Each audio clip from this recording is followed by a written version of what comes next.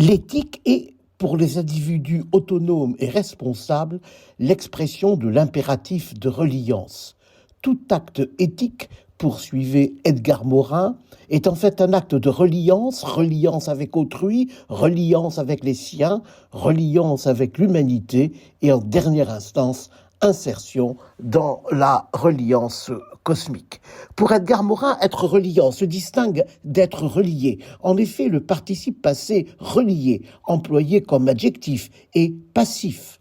À l'opposé, le participe présent, employé comme adjectif dans être reliant, est actif. Il désigne de la part du sujet une action que le sujet met en œuvre et qui est une action de reliance.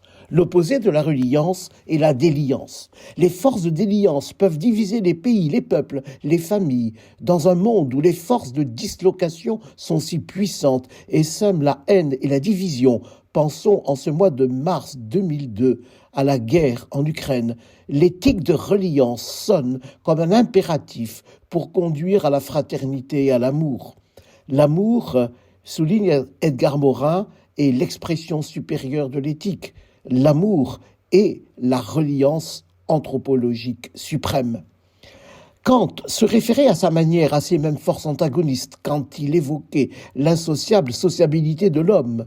Bruno Bettelheim, évoquant la Shoah, rappelait que nous ne pouvons pas appréhender la nature et les implications des camps de la mort si nous refusons de regarder en face les tendances destructives de l'homme.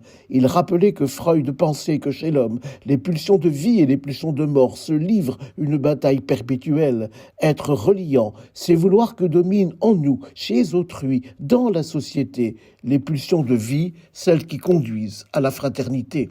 Il peut aussi surgir des tensions éthiques entre les visées de la reliance.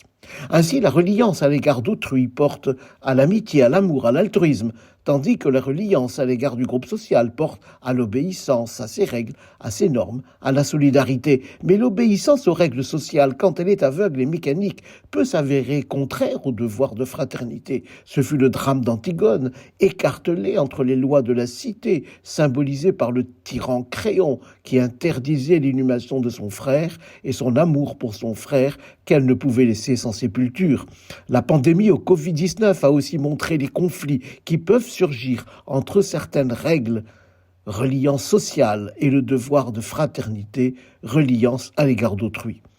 La reliance doit aussi s'exercer à l'égard de notre environnement minéral, végétal, animal, menacé aussi de déliance dont certaines peuvent être favorisées par les activités humaines.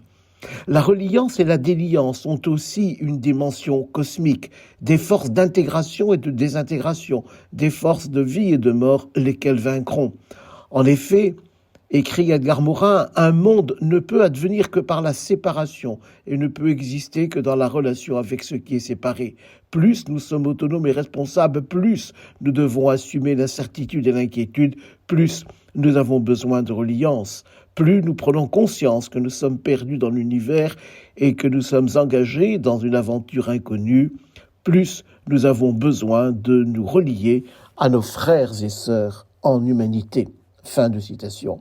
Pour les croyants, la foi est un acte de reliance, ce que veut dire le mot religion, un acte de reliance cosmique à l'égard de Dieu, source de l'amour, auquel sont tentés de faire barrage des forces de division. D'ailleurs, le mot diable ne signifie-t-il pas précisément le diviseur ?